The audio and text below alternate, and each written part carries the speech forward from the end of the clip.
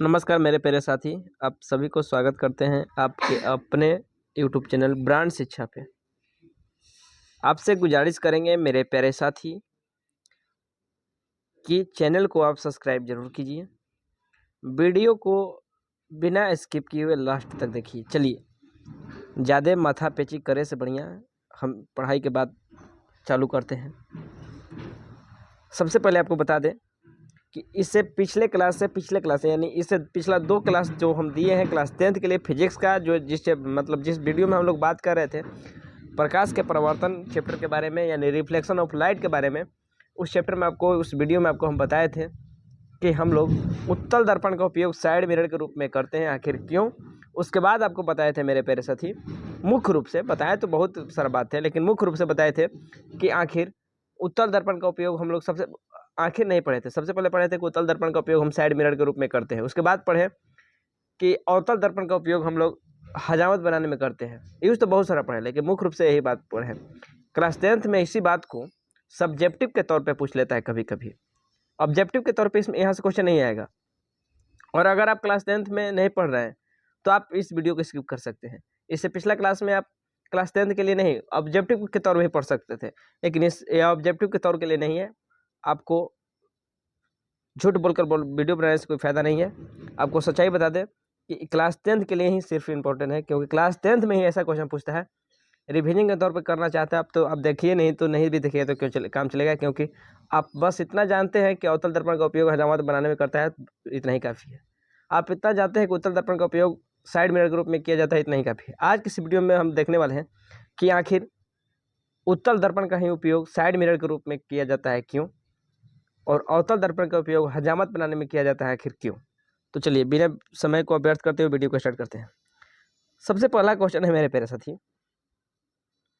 कि उत्तल दर्पण का उपयोग हम लोग साइड मिरर यानी गाड़ी के जो पश्च दृश्य यानी पीछे के दृश्य, यानी आप बार बार हम हर वीडियो में कहते हैं लैंग्वेज का खेला खेल सकता है। पश्च दृश्य माने पीछे के दृश्य देखने के लिए, साइड मिरर आखिर उत्तल दर्पण का लगाते हैं क्यों। देखिए, सबसे पहले बात यह है, आप इस फिगर को देखिए, इतना छोटा सा, आप गौर से समझिए, इतना छोटा सा आपका साइड मिरर है। कितना छोटा है, एकदम छोटा है। इसमें इतना बड़ा गाड़ी को आप आराम से देख पा रहे हैं। इतना बड़ा गाड़ी को इतना छोटा मिरर में आराम से देख पा रहे हैं, इसका एक एक पार्ट को देख पा रहे हैं। उसका यहाँ तक उसका हेड, उसका भी साइड मिरर इसमें दिखाई दे रहा है। देखिए, आप वहाँ पे हम पॉइंट करते हैं, देखिए पता चला, उसका साइड मिरर भी आप अपने दर्पण में देख पा रहे हैं। तो यहाँ इस काम को करने के लिए उत्तल दर्पण ही सुटेबल है, माने बहुत अच्छा है। उत्तल दर्पण का अवतल दर्पण लगा देंगे तो एकरा में नहीं दिखाई देगा, दिखाई देगा।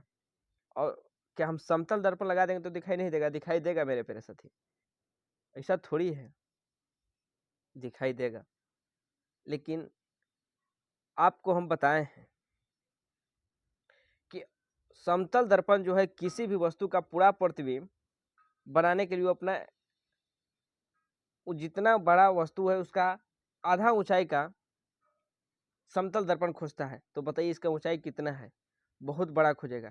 तो कहिए कि दूर से बनेगा, अरे दूर से भी बनेगा, फिर भी इतना छोटा दर्पण, समतल दर्पण में इतना बड़ा प्रतिबिंब आपको नहीं मिल सकता है। उतना बड़ा में तो सिर्फ आपका गाड़ी का टायर दिखेगा, और दोनों टायर दिख जाए वही बड़ी काफ़ी है। ये चलते उत्तल दर्पण ही एक ऐसा दर्पण था जो इतना छोटा साइज में उतना बड़ा गाड़ी का, यहाँ तक कि कई सारा आपको गाड़ी इसमें दिख रहा है, बढ़िया से दिखाई दे रहा है। इसलिए हम लोग उत्तल दर्पण का ही साइड मिरर के रूप में उपयोग करना उचित समझे और इसका ही उपयोग करते हैं। क्योंकि यहाँ पे आप लैंग्वेज देखिए, लैंग्वेज का बहुत बड़ा प्रॉब्लम आपके साथ नहीं होने देंगे। हम अब बार बार यही बात कहते हैं, लैंग्वेज का किसी प्रकार का आपके साथ प्रॉब्लम नहीं होने देंगे। सबसे बड़ी बात कि हम किताबी लैंग्वेज को लेकर नहीं आते हैं, कि लैंग्वेज अपना होना चाहिए। क्योंकि जब आप एग्जाम हॉल में बैठिएगा तो आपको सिर्फ कॉन्सेप्ट जाएगा, प्रेशर इतना होता है कि लैंग्वेज भूल जाइएगा।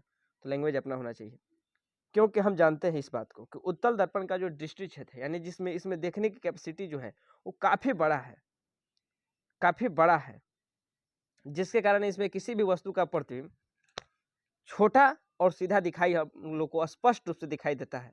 छोटा तो रहता है लेकिन स्पष्ट रूप से दिखाई देता है।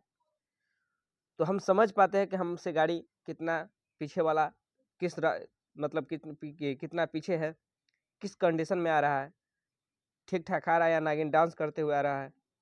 बस इसलिए हम लोग इसमें छोटा एवं सीधा प्रतिबिंब देख लेते हैं, जिससे कि वस्तु को देखने में आसानी हो जाता है। यानी कि छोटा है और पूरा हम लोग को गाड़ी दिख रहा है, इसमें आप देख पा रहे हैं जैसा कि यहाँ पे पूरा गाड़ी हम लोग को दिख रहा है, जिससे वस्तु को देखने में आसानी हो जाता है और दुर्घटना होने से बच जाता है। बस इसी कारण हम लोग उत्तल दर्पण का उपयोग साइड मिरर के रूप में करते हैं, और बात बाकी इसका कोई ज़्यादा इस तरीके से एडवांटेज नहीं है। जो एडवांटेज आपको पता है, बस इसी कारण से हम लोग इसका उपयोग साइड मिरर के रूप में करते हैं। बात बाकी और देखते हैं कि आखिर हम लोग अवतल दर्पण का उपयोग साइड मिरर के रूप में, अवतल दर्पण का उपयोग हम लोग हजामत बनाने में करते हैं। क्यों? इस सब आपसे सब्जेक्टिव क्वेश्चन के तौर पे पूछेगा। मेरा क्वेश्चन है मेरे प्यारे साथी, हजामत बनाने में अवतल दर्पण का उपयोग किया जाता है, आप जानते हैं, आखिर क्यों? इस बात को जानने के लिए देखिए, बात ऐसा है कि आप समतल दर्पण में भी अपने दाढ़ी को बना सकते हैं देखकर। हम लोग तो घर पे समतल दर्पण का ही उपयोग कर लेते हैं, उसमें ही अपना चेहरा देख लेते हैं, उसी से अपना दाढ़ी बना लेते हैं, उसी से अपना शेविंग कर लेते हैं। जब बात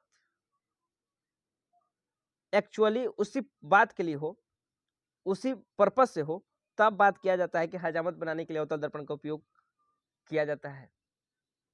अन्यथा 80% लोग जब घर में अपने खुद से शेविंग करते हैं तो समतल दर्पण का उपयोग कर लेते हैं और उसी से अपना काम चला लेते हैं।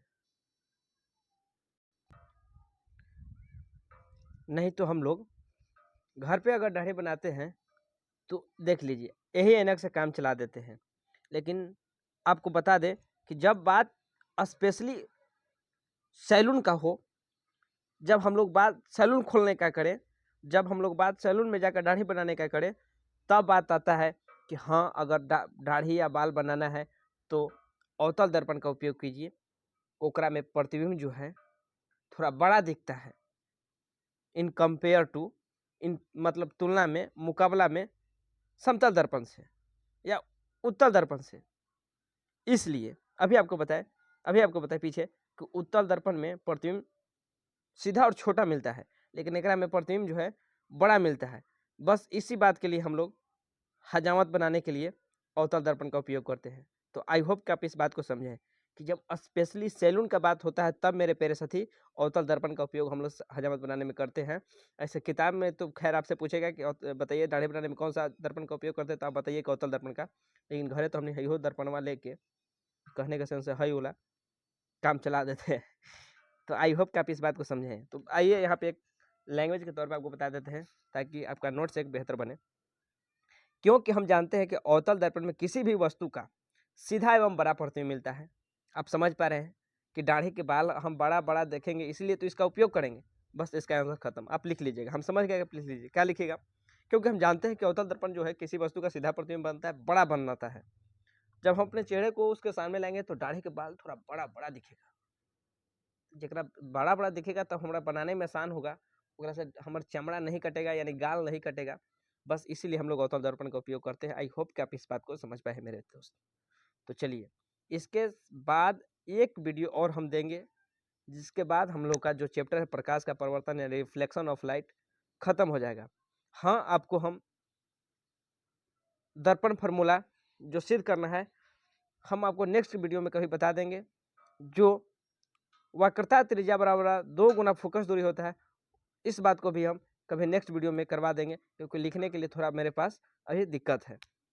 लेकिन करवाएंगे, मतलब आपके हर बात एक को करवा देंगे। तो चलिए, अगर आपको मेरे प्यारे साथी वीडियो अच्छा लगे तो वीडियो को लाइक, चैनल को सब्सक्राइब जरूर कीजिए। चलिए मिलते हैं नेक्स्ट वीडियो, तब तक बाय मेरे प्यारे साथी। Thank you. जय हिंद।